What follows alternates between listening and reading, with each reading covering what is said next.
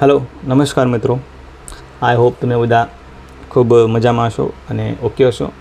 તો હવે આપણે આગળ બીજો લેક્ચરની તૈયારી કરીએ। આપણો ઇકોનોમિકનો એક મહત્ત્વનો મુદ્દો એની પહેલાં દરેક વખતની જેમ ફરીથી તમને તમામ જે મિત્રો ચેનલને જોઈ રહ્યા છે, ફોલો કરી રહ્યા છે, લાઇક્સ અને સબસ્ક્રાઈબ કરી રહ્યા છે, તમામ મિત્રો જે તમે એકવાર પણ ચેનલ પર આવી રહ્યા છો તો ખાસ વિનંતી કે ચેનલને લાઇક, શેર અને સબસ્ક્રાઈબ કરો, ખાસ વિનંતી। બરાબર।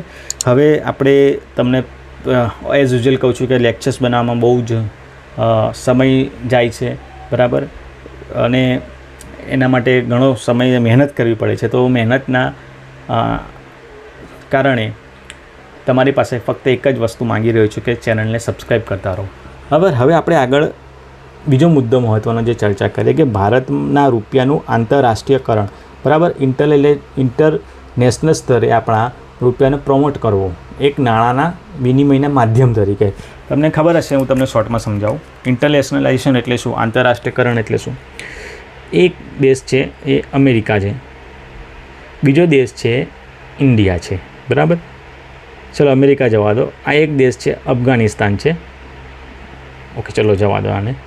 એક દેશ છે ધારો કે યુએઈ છે, બીજો દેશ છે એ ઇન્ડિયા છે, બરાબર। હવે આપણે યુએઈ જોડેથી શું લઈએ છીએ તમને આઈડિયા છે, કાચું તેલ ને બધું, બરાબર।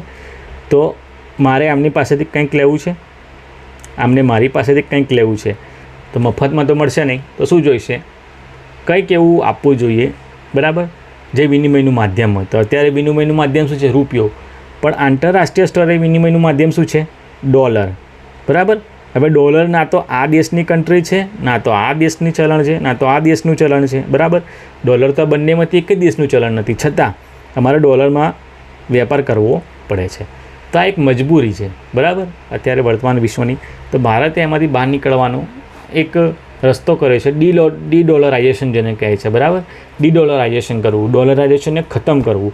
તો એના ભાગરૂપે ભારતે પોતાના રૂપિયાને આંતરરાષ્ટ્રીય સ્તરે વિનિમયનું માધ્યમ બનાવવાની પહેલ કરી છે, બરાબર।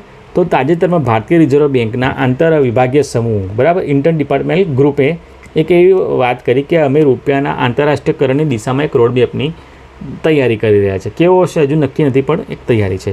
તો રૂપિયાનું આંતરરાષ્ટ્રીયકરણ એટલે શું, મેં તમને શોર્ટમાં સમજાવ્યું, તમે સમજી લો કે એવી પ્રક્રિયા છે જેના અન્વયે કોઈપણ દેશ તેની સીમા બહારના વેપારમાં તેની સ્થાનિક મુદ્રાના ઉપયોગને પ્રોત્સાહન આપવાની પહેલ કરે છે। સમજો આ ઇન્ડિયા છે, બરાબર। ઇન્ડિયામાં કંઈ પણ જગ્યાએ જમ્મુ કાશ્મીર, ઉત્તરાખંડ, યુપી, જ્યાં બી જાઓ ત્યાં તમે કંઈ પણ કોઈ પણ સ્ટેટ કે ત્યાં જાઓ તો તમારે શું કરવાનું હોય છે, ત્યાંથી આદાન પ્રદાન માટે શું ચાલે છે, રૂપિયો, બરાબર, રૂપિયો, બરાબર, રૂપીસ। પણ આ જ રૂપિયો તમે બીજી જગ્યાએ નથી ચલાવી શકતા, કેમ કે ડોલર એક સ્વીકૃત માપદંડ છે, બરાબર, માધ્યમ છે। તો એવી પ્રક્રિયા અન્વયે કે કોઈ પણ દેશ તેની સીમા બહાર આઉટ ઓફ હિસ કન્ટ્રી, બરાબર, વેપારમાં તેની સ્થાનિક મુદ્રા જે પણ હોય, જે આપણે સ્થાનિક મુદ્રા રૂપિયો છે, બાંગ્લાદેશ હોય તેની ટકા છે, એવી રીતે મુદ્રાના ઉપયોગને પ્રોત્સાહન આપવાની પહેલ કરે છે, બરાબર। હવે તમે જુઓ ક્યારેક કોઈ જે મુદ્રા હોય, કોઈ પણ દેશની મુદ્રા ક્યારેય આંતરરાષ્ટ્રીયકરણ થઈ ગયું એવું સમજી લેવાય। તો આંતરરાષ્ટ્રીય વેપારમાં તેનું પ્રેઝન્ટેશન 4%થી વધુ હોય, એટલે ધારો કે આ 100% વેપાર થઈ રહ્યો છે તો એમાં 4% વેપાર તથા તેથી વધુ, બરાબર, હોવો જોઈએ, એની ભાગીદારી હોવી જોઈએ। વધુ યોગદાન ધરાવતી મુદ્રાને આંતરરાષ્ટ્રીય મુદ્રા કહે છે। અને વર્તમાનમાં તમને નવાઈ લાગશે કે અમેરિકાનો જે ડોલર છે એનું 80% ભાગ છે વિશ્વ વેપારમાં અત્યારે વર્તમાનમાં, બરાબર। તો આયાત તથા નિયતમાં એનો ઉપયોગ કરવો, એટલે આપણે આયાત કરીએ કે નિર્યાત કરીએ એમાં આપણે એનો ઉપયોગ કરીશું, અહીંયા નિર્યાત છે, બરાબર। પછી ભુગતાન સંતુલનમાં તેનો ઉપયોગ આવે, બેલેન્સ ઓફ પેમેન્ટ જે આપણે જાળવી રાખીએ છીએ એના માટે પણ આપણે એનો ઉપયોગ કરીશું, બરાબર। ચાલુ ખાતું એટલે તમને ખબર છે વસ્તુ અને સેવાઓનું આયાત નિર્યાત કરીએ તો પણ આપણે આપણો રૂપિયો, અને પૂંજી ખાતું એટલે ઋણ તથા નિવેશ, પછી ચાલુ ખાતું ભુગતાન સંતુલનમાં તમને ખબર હશે બેલેન્સ ઓફ પેમેન્ટમાં ચાલુ ખાતું અને પૂંજી ખાતું બંને હોય છે, બરાબર। તો પૂંજી ખાતામાં આપણે ઋણ તથા નિવેશના માધ્યમથી એફડીઆઈ કરીએ છીએ અથવા તો કોઈનામાં ઇન્વેસ્ટ કરે છે એના માધ્યમથી પૂંજીની આપણે લેનદેન કરીએ છીએ, તો એ સ્વરૂપમાં પણ આપણે નાણાંનો ઉપયોગ, આપણા રૂપિયાનો ઉપયોગ કરીશું, બરાબર। હવે રૂપિયો પૂંજી ખાતામાં આંશિક રીતે, ચાલુ ખાતામાં પૂર્ણ રીતે પરિવર્તનશીલ છે, બરાબર। ટૂંકમાં પૂંજી ખાતામાં આંશિક રીતે રૂપિયાની પરિવર્તનશીલતા આવી જાય છે અને ચાલુ ખાતામાં પૂર્ણ રૂપિયા આવે છે. તો આપણે જે પૂંજી ખાતું છે એને આપણે સંપૂર્ણ રીતે ટ્રાન્સફરેબલ કરવું પડશે. બરાબર. હવે આવશ્યકતા કેમ થાય? તમને થાય કે ભાઈ ડોલર ચાલતું હતું બધું સીધું, તો આવશ્યકતા કેમ ઊભી થઈ? તો શક્યતાઓ ઘણી બધી છે. આવશ્યકતાઓ આપણે જોઈ લઈએ. ડોલરનું વિશ્વ વેપારમાં વર્ચસ્વ ઘટાડવું. ભારત એવું નક્કી કર્યું છે બધા દેશો સાથે મળીને કે ડોલરનું વર્ચસ્વ આપણે ઘટાડી દઈએ, જે 80% જેવું છે. બરાબર. ભારત સૌથી ઝડપી વિકસી રહેલ અર્થવ્યવસ્થા છે. જો ભારત ઝડપથી વિકસી રહેલ અર્થવ્યવસ્થા છે તો ઓબ્વિયસલી એને વધુ મજબૂત થવા માટે કોઈ પણ અર્થવ્યવસ્થા જ્યારે મજબૂત થશે, જ્યારે એના રૂપિયાનું, એના મુદ્રાનું આંતરરાષ્ટ્રીયકરણ વધારે મોટા પાયે થશે. બરાબર. વિશ્વના મોટા ભાગના લોકો ભારતમાં રોકાણ કરવા આકર્ષાય છે. બરાબર. તો વધુ પ્રમાણમાં આકર્ષાશે. બરાબર. તો તમે જુઓ કે ભારત સંભાવનાનું ક્ષેત્ર છે, તો ભારતનો રૂપિયો કેમ આંતરરાષ્ટ્રીય સ્તરે ના સ્વીકૃત થાય એ પણ એક મુદ્દાની વાત છે આપણા ભારત દેશની. બરાબર.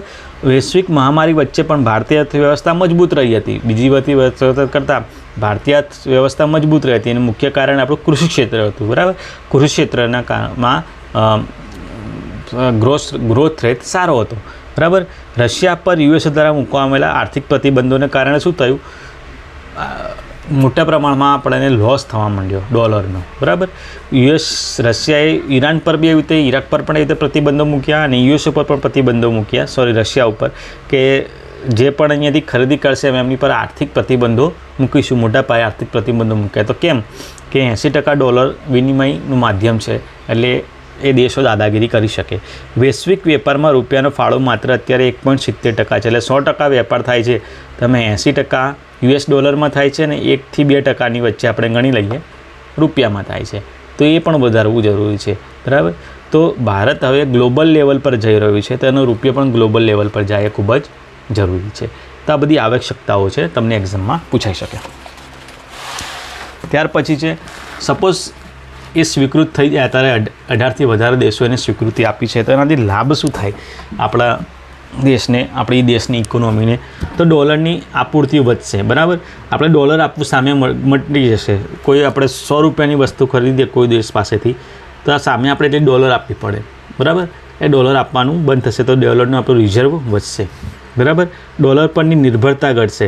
જો બજારમાં એક જ રૂપિયો 80%થી વધુ મુદ્રા, કોઈપણ મુદ્રા 80%થી વધુ પ્રચલનમાં હોય તો આપણે એની પર નિર્ભરતા રહીએ છીએ, અને જ્યારે આર્થિક પ્રતિબંધો મૂકે છે ત્યારે આપણે પ્રોબ્લેમમાં આવી જઈએ છીએ. તો એ પ્રોબ્લેમમાંથી બહાર નીકળી શકાશે. વૈશ્વિક સ્તરે વિશ્વની શાખ વધશે. અહીંયા શાખ નહીં, દેશની. બરાબર. તો રૂપિયાની શાખ વધશે, ક્રેડિટ વધશે. જ્યારે કોઈ પણ મુદ્રાને આંતરરાષ્ટ્રીય મુદ્રા તરીકે સ્વીકારવામાં આવે, બરાબર, તો 100% એની શાખ વધે જ. વિદેશી મુદ્રા ભંડારની અછતનો સામનો કરવા જતા દેશોને વિકલ્પો મળશે. ધારો કે કોઈ એક દેશ છે, એની પાસે બહુ ઓછા પ્રમાણમાં યુએસ ડોલર છે. બરાબર. એની પાસે પોતાના દેશની મુદ્રા બહુ માત્રામાં છે, ઓબ્વિયસલી પોતે છાપતા હોય તો હોય જ. બરાબર. પણ યુએસ ડોલર ઓછા છે અને એને ભારત પાસેથી કંઈ લેવું છે, તો એને એક વિકલ્પ મળશે. કારણ કે ભારત એવો ફોર્સ નહીં કરે કે ના, અમારે યુએસ ડોલરમાં જ જોઈશે ચૂકવણું, અમારે તો અમે રૂપિયામાં કરો અથવા તમારામાં કરો. બરાબર. ઇન્ટરચેન્જ થશે. બરાબર. તો એક વિકલ્પો મળી રહેશે. અને અત્યારે એવું છે કે વિશ્વમાં, આર્થિક વિશ્વમાં વિકલ્પો મળે ત્યાં લોકો વધારે પ્રમાણમાં જતા હોય છે. રૂપિયાના શાખમાં વધારો થતાં વિદેશી રોકાણ પણ વધશે. ઓબ્વિયસલી રૂપિયો મજબૂત થશે તો વિદેશી રોકાણ પણ વધશે. વિનિમય દર જોખમમાં મદદરૂપ થશે. તમે જુઓ કે વારંવાર યુએસ ડોલરના ભાવમાં વધઘટ થતાં આપણો રૂપિયો પણ ગગડી જાય છે. બરાબર. તમે સમાચારોમાં જોતા હશો કે એના રેટ ઓફ ચેન્જ બદલાતા રહે છે. તો એમાંથી ફ્લક્ચ્યુએશન જે થાય છે, બરાબર, જે વારંવાર પરિવર્તન થાય છે, એમાંથી આપણે સ્થિરતા આવશે. બરાબર. કારણ કે યુએસ ડોલર ગમે તેટલો વધેવો છે, આપણે તો આપણા રૂપિયામાં જ વેપાર કરવાનો છે, તો આપણને એટલો બધો પ્રભાવ પડશે નહીં. વેપાર તથા આર્થિક ગતિવિધિઓનો વિસ્તાર થશે. બરાબર. સ્વાભાવિક બાબત છે. વૈશ્વિક ઉથલપુથલના અર્થવ્યવસ્થા પર ઓછો પ્રભાવ પડશે. રશિયા યુક્રેન વોર હોય, બરાબર, કોઈ આર્થિક સામાજિક કોઈ નેચરલ ડિઝાસ્ટર હોય, અથવા કોઈ પણ વોર હોય, કોઈ પણ રાજનૈતિક સંબંધો પણ સમજી લો કે બગડી ગયા હોય, તો પણ એવી કોઈ ઉથલપુથલ થાય તો આપણને એટલો ફટકો નહીં પડે જે અત્યારે પડી રહ્યો હતો. રશિયા યુક્રેન વોર વખતે આપણને ખૂબ જ મોટે પાયે ઇફેક્ટ થઈ હતી. ભારતમાંથી રૂપિયાના આઉટફ્લો ઓછો થવાથી રૂપિયાનું અવમૂલ્યન ઓછું થશે તથા સ્થિરતા આવશે, બરાબર. આઉટફ્લો જ ઓછો થઈ જશે કારણ કે આપણે હવે ડોલરમાં જ આપણે લેનદેન કરવાની નથી, તો શું થશે, સ્થિરતા આવશે અને મજબૂત થશે, બરાબર. સ્થિરતા કેમ આવશે, કારણ કે હવે આપણે રૂપિયાનું જે માપવાનું જે માપદંડ US ડોલર આપણે ઉપયોગ કરવાના જ નથી, બરાબર. તો પછી સ્થિરતા આવશે અને વિશ્વ બજારમાં ભારતની પહોંચ મજબૂત થશે અને જે વર્લ્ડ ટ્રેડ છે એના ભારતની એક મજબૂત રાષ્ટ્ર તરીકે ઉભરી આવશે, બરાબર. તો આ બધા ફાયદા હતા, પણ એકલા ફાયદા નથી, ઘણા બધા પડકારો પણ હોય છે, બરાબર. આપણે પડકારોની ચર્ચા કરી લઈએ. તો પ્રબંધન માટે વધુ પ્રભાવશાળી નીતિગત સાધનોની આવશ્યકતા છે. જો આ એક એવું ફેક્ટર છે, બરાબર, કે મેં એક ચોક્કસ રોડમેપ જોઈએ, બરાબર. નીતિગત સાધનોની આવશ્યકતા રહેશે. નીતિગત સાધનો એટલે એક ચોક્કસ નીતિ બનાવવી પડશે. રૂપિયાને વધુ મજબૂત બનાવવો પડશે. રૂપિયો જો વધુ મજબૂત બનશે તો જ લોકો આપણી તરફ આકર્ષાશે, બરાબર. રૂપિયાની શાખ વધારવી પડશે. અત્યારે છે એના કરતાં વધારેની ક્રેડિટમાં બૂસ્ટ કરવું પડશે. તમામ દેશોને રૂપિયો સ્વીકારવા મનાવવું અઘરું છે. જો દરેક દેશ એવું ના કરી શકે, બરાબર. આપણા જેવું પછી યુએસની આપણા જેવું પછી બાંગ્લાદેશ ટ્રાય કરશે અને શ્રીલંકા પણ ટ્રાય કરશે, બરાબર.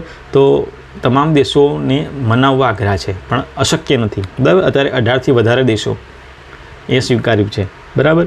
ભારતની મૌદ્રિક નીતિ પર પ્રભાવ પડશે, બરાબર. એ સ્વાભાવિક બાબત છે. ભારતની આપણે ચેન્જ કરીએ કોઈ પણ આપણી અર્થવ્યવસ્થાના નોર્મ્સ, તો એ ભારતની મૌદ્રિક નીતિ પર પ્લસ માઇનસ તો અસર થવાની જ છે. રૂપિયાનું ઉપરનું નિયંત્રણ ખતમ થઈ જશે. અત્યારે રૂપિયાને આપણે મોનેટાઇઝ કરી શકીએ છીએ, પણ જ્યારે આમાં US ડોલર જેવું થશે. US ડોલરનું કેવું છે કે વૈશ્વિક બજારની જે સ્થિતિ છે, જે વૈશ્વિક અર્થવ્યવસ્થાની સ્થિતિ છે તેના આધારે એનું પ્લસ માઇનસ થતું હોય છે. અહીંયા આપણે નક્કી નહીં કરી શકીએ, એટલે આપણો રૂપિયા પરનું આપણું નિયંત્રણ ખતમ થઈ જશે, બરાબર. અને ડોલર વર્ચસ્વ ધરાવતા રાષ્ટ્રો સાથે સંબંધ બગાડવાની શક્યતા છે. તમે જુઓ કે 80%થી વધુ જો US ડોલરનું વર્ચસ્વ હોય, બરાબર, તો US ડોલરનું વર્ચસ્વ ઘટતા આપણે સાથે અમેરિકા સાથે રાજનૈતિક સંબંધો, પારંપરિક સંબંધો, બરાબર, વિવિધ પ્રકારના સંબંધો ખતરામાં આવી શકે એવું બની શકે છે, બરાબર. તો આ બધી બાબતોનું સમાધાન શું હોઈ શકે? તો સમાધાન તો શોર્ટ એન્ડ સ્વીટ આપણે જોઈ લઈએ કે એક નવી નીતિ લાવવી જોઈએ. એના માટે એ નવી નીતિમાં ભારતની મૌદ્રિક નીતિ પર શું પ્રભાવ પડશે, ભારતના વિદેશ નીતિ પર શું પ્રભાવ પડશે, એનું સમાધાન શોધવું જોઈએ. નવી સમજૂતીઓ કરવી જોઈએ. નવા રાષ્ટ્રોને આપણે ઇન્ક્લુડ કરવા જોઈએ, એમને સમજાવવા જોઈએ, બરાબર. એવી નવી એમની સાથે નવી એગ્રીમેન્ટ કરવા જોઈએ, નવી વ્યવસ્થા લાવવી જોઈએ, બરાબર. સ્થાનિક મુદ્રા નિપટાન પ્રણાલી લાવવી જોઈએ, બરાબર. જેથી બંને જે દેશ આપણી સાથે જોડાઈ રહ્યો છે તો એને પણ ડીલિંગમાં સ્વાભાવિક છે. અત્યારે USD સાથે કરી લેતા આપણે USD ડોલરમાં, તો એ જ્યારે દેશ પોતાની રીતે પોતાના મુદ્રામાં, ભારતના મુદ્રામાં અથવા એની મુદ્રામાં જ્યારે ડીલિંગ કરશે તો થોડીક પ્રોબ્લેમ રહેવાની. તે પ્રોબ્લેમનું નિરાકરણ લાવવા માટે સ્થાનિક મુદ્રા નિપટાન પ્રણાલી, બરાબર, ફરિયાદ આપણે સમજી લઈએ, એ લાવવું પડશે. સ્ટાન્ડર્ડ ઓપરેટિંગ પ્રોસિજર લાવવું પડશે કે આ બધું કેવી રીતે કરવું, એ કેવી પ્રોસિજર લાવવી પડશે, બરાબર. વિશ્વના લોકોનો રૂપિયામાં વિશ્વાસ વધારવો પડશે. જો અત્યારે લોકોનો US ડોલરમાં કેટલો બધો વિશ્વાસ છે, એવો જ આપણે વિશ્વ વેપાર, બરાબર, વિશ્વ વેપારમાં આપણું સ્થાન જમાવવા માટે વિશ્વના લોકોનો રૂપિયામાં વિશ્વાસ વધારવો પડશે. અને કેવી રીતે બનશે? વિશ્વમાં ભારતના રૂપિયાની સ્થિતિ મજબૂત થશે, બરાબર. વારંવાર એ US ડોલર સામે નબળો નહીં પડે ત્યારે, બરાબર. કરન્સી બાસ્કેટ લાવવું જોઈએ, બરાબર. દાખલા તરીકે એવું જ નહીં કે તમે રૂપિયામાં જ વેપાર કરો, તમે એમને વિદેશી અલગ અલગ મુદ્રામાં પણ આપી શકો છો, બરાબર. એટલે એને વિકલ્પો આપવા, બરાબર. રૂપિયાની પરિવર્તનશીલતાનો દર વધારવો. ભારતને જે પરિવર્તનશીલતા છે, જેમ કે પૂંજી ખાતું, ચાલુ ખાતું, બરાબર, તો એ પરિવર્તનશીલતાનો દર પણ આપણે વધારવો જોઈએ. તો આટલા સમાધાન છે. તો વિડીયો આઈ હોપ તમે સમજ્યા છો.